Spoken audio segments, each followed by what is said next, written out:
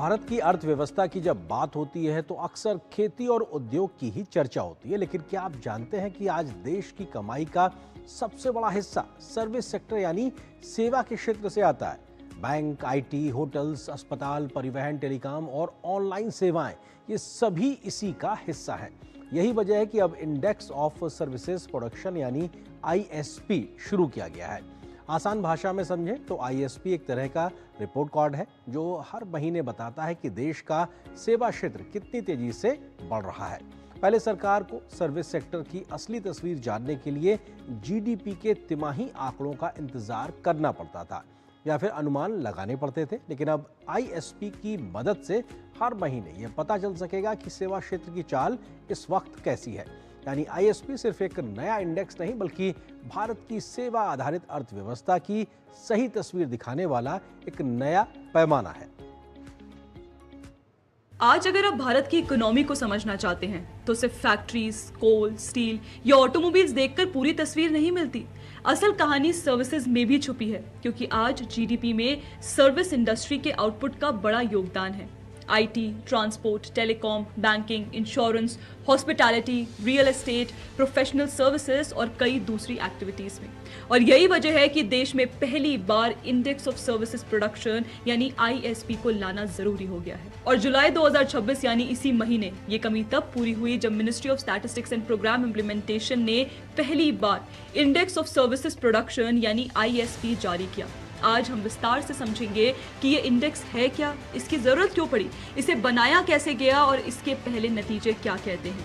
हम ये भी समझने की कोशिश करेंगे कि और आगे चलकर ये भारत की इकोनॉमी को समझने का तरीका कैसे बदल देगा। तो दोस्तों, भारत का पूरा आर्थिक सफर देखें तो शुरुआत में यह मुख्यतः कृषि आधारित अर्थव्यवस्था थी। 1991 के आर्थिक सुधारों के बाद धीरे धीरे उद्योग और फिर सर्विसेज सेक्टर आगे बढ़ने लगा। साल 2013-14 से यह तस्वीर पूरी तरह बदल चुकी है। तभी से सर्विसेज सेक्टर भारत की ग्रॉस वैल्यू एडेड यानी जीवीए में 50% से ज्यादा हिस्सा देता आ रहा है। Banking, insurance, telecom, trade, transport, real estate, hospitality, professional और टेक्निकल सर्विसेज, ये सारे मिलकर आज भारत की इकोनॉमी की सबसे बड़ी ताकत बन चुके हैं। लेकिन दिलचस्प बात यह है कि जितना बड़ा ये सेक्टर है उतनी ही कमजोर इसकी अभी तक की मंथली मेजरमेंट रही है। दूसरी तरफ इंडस्ट्रियल सेक्टर यानी मैन्युफैक्चरिंग, माइनिंग और इलेक्ट्रिसिटी के लिए भारत के पास दशकों से इंडेक्स ऑफ इंडस्ट्रियल प्रोडक्शन यानी आईआईपी मौजूद है, जो हर महीने बताता है कि उद्योग जगत में उत्पादन बढ़ा या घटा। लेकिन सर्विसेज के लिए ऐसा कोई direct output based monthly indicator अब तक नहीं था। अभी तक जो कुछ भी उपलब्ध था वह या तो क्वार्टरली जीडीपी के अनुमान थे जो घटना घटने के काफी महीनों बाद आते हैं, या फिर परचेजिंग मैनेजर्स इंडेक्स यानी पीएमआई जो एसएनपी ग्लोबल एंड एचएसबीसी के सर्वे पर आधारित एक सेंटिमेंट इंडेक्स है। पीएमआई ये बताता है कि कंपनियां इकोनॉमिक एनवायरनमेंट को लेकर कैसा महसूस कर रही हैं, लेकिन यह असली आउटपुट नहीं मापता। यानी सेंटिमेंट तो पता चलता है पर हकीकत में कितना उत्पादन हुआ यह किसी को ठीक पता नहीं होता था। अब सवाल उठता है कि यह इंडेक्स पहले क्यों नहीं बन पाया। इसकी वजह भी देखिए दिलचस्प है। मैन्युफैक्चरिंग में तो उत्पादन फिजिकल क्वांटिटी में मापा जा सकता है, जैसे कितने टन स्टील बना या कितनी गाड़ियां बनी, लेकिन सर्विसेज इंटेंजिबल होती है, इन्हें छुआ नहीं जा सकता, तो आउटपुट मापना आसान नहीं। इसके अलावा सर्विसेज के लिए रिलायबल एडमिनिस्ट्रेटिव डेटा की कमी थी। हर सब सेक्टर नेचर भी अलग अलग है और सबसे बड़ी दिक्कत थी उचित सर्विस प्रोड्यूसर प्राइस इंडेक्स यानी एसपीपीआई का ना होना, जिसके बिना इनपुट कॉस्ट को माइनस करके असली वॉल्यूम निकालना मुश्किल था। यही वजह थी कि इतने बड़े सेक्टर के लिए अब तक कोई कॉम्प्रिहेंसिव हाई फ्रीक्वेंसी इंडेक्स तैयार नहीं हो सका था। पिछले एक दशक में हालांकि हालात बदले। जीएसटी लागू होने के बाद हर महीने आउटवर्ड सप्लाईज का डेटा जीएसटीएन के पास इकट्ठा होने लगा, जो सर्विसेज की बिक्री को बहुत बारीकी से दिखाता है। साथ ही सरकार ने annual survey of incorporated services sector enterprises यानी ASISSE शुरू की, जिससे हेल्थ और एजुकेशन जैसे सेक्टरों का डेटा भी मिलना शुरू हुआ, जो जीएसटी के दायरे से बाहर है। देखिए, इन्हीं दो बड़े डेवलपमेंट्स ने आखिरकार आईएसपी बनाना मुमकिन बनाया। इस दिशा में औपचारिक कदम मई 2025 में उठाया गया, जब मंत्रालय ने एक टेक्निकल एडवाइजरी कमेटी यानी TAC गठित की, जिसकी अध्यक्षता नीति आयोग की डिस्टिंग्विश्ड फेलो देवजानी घोष ने की। अब इस कमेटी में एकेडमिया, इंडस्ट्री एसोसिएशंस और सर्विस सेक्टर से जुड़े मंत्रालयों के रिप्रेजेंटेटिव्स शामिल थे। इसी कमेटी की चर्चाओं के आधार पर मंत्रालय ने 27 अप्रैल 2026 को एक अप्रोच पेपर जारी किया, जिसमें पूरी मेथोडोलॉजी सार्वजनिक की गई ताकि लोग उस पर अपनी राय दे सकें। इसके बाद 24 जून 2026 को मंत्रालय ने एक विस्तृत FAQ बुकलेट जारी की, जिसमें पूरी योजना साफ साफ बताई गई। और फिर आया वह दिन 14 जुलाई 2026, जब पहली बार ट्रायल ISP जारी हुआ, जिसमें साल 2025-26 के पूरे आंकड़े और अप्रैल 2026 का पहला महीना शामिल था। अब बात करते हैं कि ये इंडेक्स बनता कैसे है। तो इसका बेस ईयर रखा गया है 2024-25, क्योंकि CPI यानी कंज्यूमर प्राइस इंडेक्स की नई सीरीज का भी आधार वर्ष 2024 है, तो तालमेल बैठाना आसान हो गया। वेट्स तय करने के लिए नेशनल अकाउंट्स के GVA आंकड़े इस्तेमाल हुए, ताकि हर सेक्टर को उसकी असली आर्थिक अहमियत के हिसाब से वेटेज मिले। फॉर्मूला के तौर पर एक fixed weight last years volume index अपनाया गया है, जो इंटरनेशनली भी स्टैंडर्ड प्रैक्टिस है।